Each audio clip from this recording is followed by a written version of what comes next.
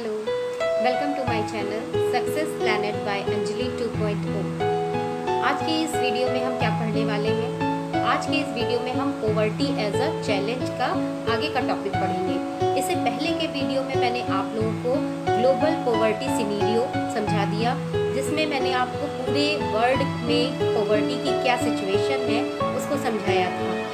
आज के इस वीडियो को मैं जब शुरू करूंगी तो उसमें आपको सबसे पहले बताऊंगी why do different countries use different poverty line, मतलब क्यों अलग अलग कंट्रीज अलग अलग पॉवर्टी लाइन यूज करती हैं। क्यों? क्योंकि प्लेस और सिचुएशन के अकॉर्डिंग जो पॉवर्टी की लाइन होती है वो हर कंट्री में अलग अलग है।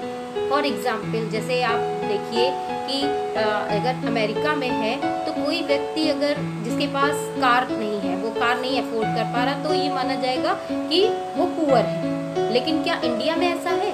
नहीं, इंडिया में ऐसा नहीं है। इंडिया में लोग अपनी बेसिक नीड्स, इसका मतलब कि वहाँ के लोगों की बेसिक नीड ही कार में चलना है, जबकि इंडिया के लोगों की बेसिक नीड कार में चलना नहीं है। उनकी बेसिक नीड है फूड, एजुकेशन, हाउसिंग और सैनिटेशन, प्योर वाटर एक्सेट्रा।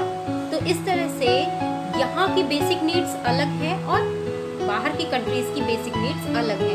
इसलिए जब कंट्रीज में जगह चेंज होती है तो उनकी जो बेसिक नीड्स होती है वो भी अलग होती है, जिसकी वजह से हर कंट्री की जो पॉवर्टी लाइन होती है वो भी अलग अलग होती है। तो इस तरह से आपने ये समझ लिया। अब हम पढ़ेंगे causes of poverty, main topic आपका जो जिस पर अक्सर ही क्वेश्चंस आते हैं और जिनमें आपको पता होना चाहिए कि क्या क्या कॉजेज होती हैं। देखिए, जब कोई सिचुएशन होती है इट मीन्स कि उसके लिए कोई कॉजेज तो डिपेंड करते ही करते हैं। तो यहाँ पर अगर पॉवर्टी की सिचुएशन है तो उसके लिए भी कॉजेज हैं, और वो कॉजेज क्या है? तो दो तरह के फैक्टर्स होते हैं। एक तो आप जानते हैं एज यूजुअल इकोनॉमिक फैक्टर, जो कि एक किसी भी देश के पॉवर्टी के लिए इकोनॉमिक फैक्टर सबसे मेन होता है, और एक होता है सोशल फैक्टर।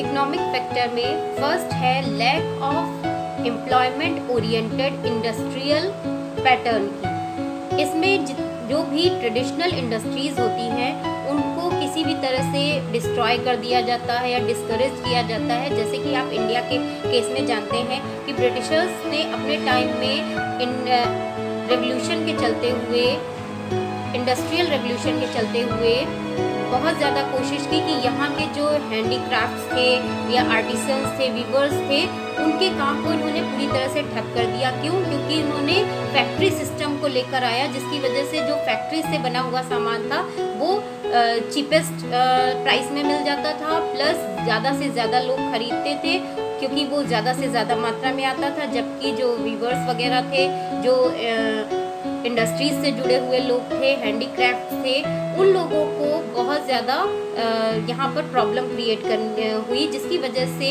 ये एक बहुत बड़ा कारण बना पॉवर्टी का, सबसे बड़ा कारण बना।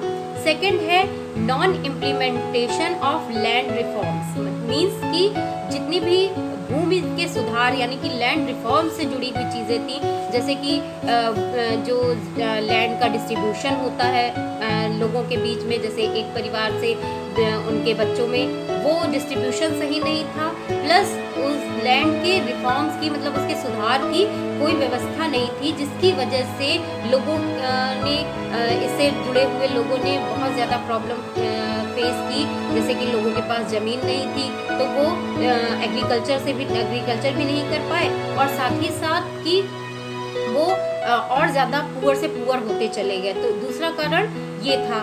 थर्ड है failure of poverty elevation programmes, मतलब पॉवर्टी को दूर करने वाले जो भी प्रोग्राम्स चलाए गए वो भी फेल हो गए, जिसकी वजह से भी पॉवर्टी और ज़्यादा बढ़ गई।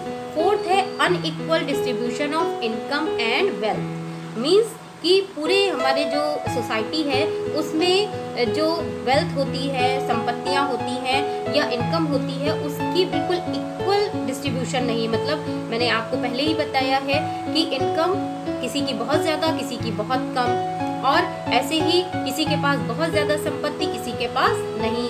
तो इस तरह से इस जो चेंजेस थे इनकम और वेल्थ में जो डिस्ट्रीब्यूशन था वो अनइक्वल था, जिसकी वजह से भी पॉवर्टी बढ़ती है।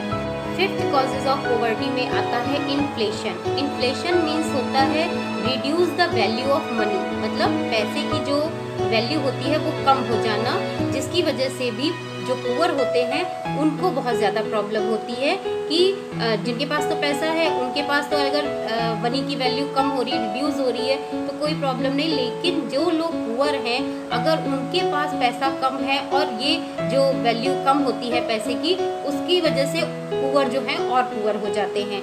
Next is under utilise natural resources. अब इंडिया के बारे में आप जानते हैं कि बहुत ज़्यादा नेचुरल रिसोर्सेज से फुलफिल है इंडिया, लेकिन फिर भी यहाँ पर क्यों पॉवर्टी है? अगर इतनी नेचुरल रिसोर्सेज हैं तो पॉवर्टी क्यों है? क्यों? क्योंकि यहाँ पर उनको यूटिलाइज करने की जो टेक्निकल नॉलेज है, स्किल है, वो डेवलप नहीं है। वो एजुकेशन के द्वारा डेवलप हो सकती है या वो स्किल्ड किसी भी तरह के जो कोर्सेज होते हैं उसके द्वारा डेवलप की जा सकती है। तो यहाँ पर कैपिटल इंफ्रास्ट्रक्चर मतलब पैसे की कमी प्लस उसके अलावा एजुकेशन पर कम ध्यान, जिसकी वजह से इंडिया जो है वो पॉवर्टी में आता है और यहाँ पर ज़्यादा पॉवर्टी पाई जाती है, क्योंकि यहाँ पर जो नेचुरल रिसोर्सेज हैं वो पूरी तरह से यूज़ नहीं किए जा पा रहे हैं। Next is population exploitation. ये तो आप जानते ही हैं कि पॉपुलेशन बहुत तेजी से बढ़ रही है, बढ़ती ही जा रही है। तो पॉपुलेशन इंक्रीज जितना ज़्यादा करेगी उतना ज़्यादा पॉवर्टी बढ़ेगी। क्यों? क्योंकि एक परिवार में जहाँ 2 बच्चे होंगे तो उनका ध्यान रख पाना, उनकी एक्सपेक्टेशन, उनकी जो एजुकेशन है, हेल्थ है, उसको देख पाना ज़्यादा इजी हो जाता है। और अगर 4 बच्चे या 6 बच्चे होते हैं तो लोगों की जो इनकम होती है, उनके पेरेंट्स की जो इनकम होती है वो सभी पर इक्वल खर्च होती है। जो धीरे धीरे, जैसे 2 बच्चे हैं तो अगर 2 बच्चों पर 50 रुपीज़ खर्च हो रहे हैं तो वही अगर पैसा 50 रुपीज़ ही अगर 6 बच्चों पर खर्च होंगे तो उनको कितना मिलेगा। तो इस तरह से आप समझ सकते हैं कि किस तरह से पॉपुलेशन की वजह से पॉवर्टी बढ़ती है। नेक्स्ट है बैकवर्डनेस ऑफ एग्रीकल्चर। एग्रीकल्चर की बैकवर्डनेस की वजह से, अब यहाँ पर क्या बैकवर्डनेस है? क्योंकि जितनी भी ओल्ड टेक्निक्स हैं, मेथड्स हैं एग्रीकल्चर के, वही यहाँ पर यूज़ किए जा रहे हैं। साथ ही साथ इरिगेशन फैसिलिटीज़ कम है, जिसकी वजह से जो एग्रीकल्चर है वो बहुत ही पिछड़ा हुआ है।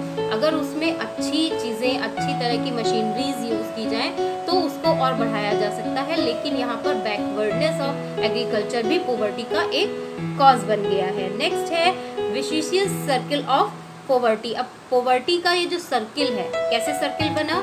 सर्किल ऐसे बना कि जैसे लोगों के पास वर्क नहीं रह गया, इंडस्ट्रियल जो ट्रेडिशनल इंडस्ट्रीज थी वो ख़त्म हुई, जिसकी वजह से लोग अनएम्प्लॉयड हो गए, अनएम्प्लॉयमेंट बढ़ा तो पॉवर्टी बढ़ गई, पॉवर्टी बढ़ी तो साथ ही साथ पॉपुलेशन बढ़ रही है, पॉपुलेशन के बढ़ने के साथ साथ इनकम कम हो रही है लोगों की, और जिसकी वजह से ये जो पूरा सर्किल है कि जैसे पेरेंट्स हैं अगर वो अपने बच्चों को एजुकेट नहीं कर पा रहे तो आगे चल के वो क्या काम कर पाएंगे, और जब वो काम नहीं कर पाएंगे तो वो अपनी फैमिली को किस तरह से चला पाएंगे। तो इस तरह से ये पूरा एक सर्किल बन जाता है, ना वो अपनी फैमिली को सर्वाइव करा पाएंगे, ना एजुकेशन का अपने बच्चों के ध्यान दे पाएंगे, ना उनकी हेल्थ का ध्यान रख पाएंगे। तो इस तरह से ये पूरा सर्किल चलता मतलब पॉवर्टी ब्रीड्स पॉवर्टी, मतलब पॉवर्टी ही पॉवर्टी को जन्म दे रही है। लास्ट पॉइंट है लो रेट्स ऑफ कैपिटल फॉर्मेशन। यहाँ पर कैपिटल फॉर्मेशन का मतलब है कि किसी भी तरह से जो प्रोडक्टिविटी होती है उसका कम होना, उसका लो हो जाना, ये पॉवर्टी का सबसे बड़ा कारण बन जाता है कि प्रोडक्टिविटी नहीं हो रही है, जिसकी वजह से लोगों के अंदर पॉवर्टी बढ़ती जा रही है। तो ये तो इकोनॉमिक फैक्टर्स हो गए। नेक्स्ट है सोशल फैक्टर। सोशल फैक्टर किस तरह से पॉवर्टी की कॉजेज बनते हैं? इसमें देखिए जैसे है इलिटरेसी है, उसके अलावा कास्टिज्म है, इग्नोरेंस है और जॉइंट फैमिली। ये कुछ ऐसे फैक्टर्स हैं जो सोशल फैक्टर्स कहलाते हैं और जिनकी वजह से पॉवर्टी बढ़ती है। उसके अलावा जैसे बहुत से लोग फेस्टिवल, हमारे देश में आपको पता है सोशल लाइफ है लोगों की, तो सोशल कॉजेज तो बनेंगे ही बनेंगे। जैसे कि फेस्टिवल्स है तो लोग अपनी फाइनेंशियल कैपेसिटी को ध्यान में ना रखते हुए बहुत ही ज़्यादा खर्चे करते हैं फेस्टिवल्स पे या किसी भी ओकेजन पे, तो ये पॉवर्टी का एक कारण बन जाते हैं ये फेस्टिवल्स भी, या पूजा पाठ और दान पुण्य करने में लोग खर्च करते हैं, इस तरह की चीज़ें होती हैं। तो ये सारे सोशल कॉजेज में आते हैं। जॉइंट फैमिली है तो बहुत बड़ी बड़ी फैमिली होती है, उसमें एक दो लोग ही कमाने वाले होते हैं, बाकी सब लोग उन्हीं के भरोसे होते हैं, तो जो इनकम होती है वो इतने लोगों में बढ़ जाती है। तो इस तरह से ये एक बहुत बड़ा फैक्टर होता है जॉइंट फैमिली या इलिटरेसी, कास्टिज्म और इग्नोरेंस, ये सारी चीज़ें जो है वो सोशल फैक्टर्स में आती हैं जो पॉवर्टी को बढ़ाती हैं। तो इस तरह से मैंने आप लोगों को कॉजेज ऑफ पॉवर्टी बता दिया, जिसमें मैंने आपको इकोनॉमिक फैक्टर्स और सोशल फैक्टर्स एक्सप्लेन किए हैं। आई थिंक सभी को समझ में आ गया होगा। और जिन लोगों ने भी अभी तक मेरे चैनल को सब्सक्राइब नहीं किया है, जो लोग न्यू हैं वो लोग मेरे चैनल को सब्सक्राइब कर ले, ताकि मैं आपको इसी तरह की वैल्यूबल इन्फॉर्मेशन देती रहूं, और आप जब चाहिए तब मेरे वीडियोस को ओपन करके उनको फिर से देखकर अपनी स्टडीज़ को रिन्यू कर सकते हैं, और जो चीज़ें पहले एक बार में नहीं समझ में आती उन्हें दोबारा देख सकते हैं। और लाइक और कमेंट करना बिल्कुल मत भूलिए। Thank you.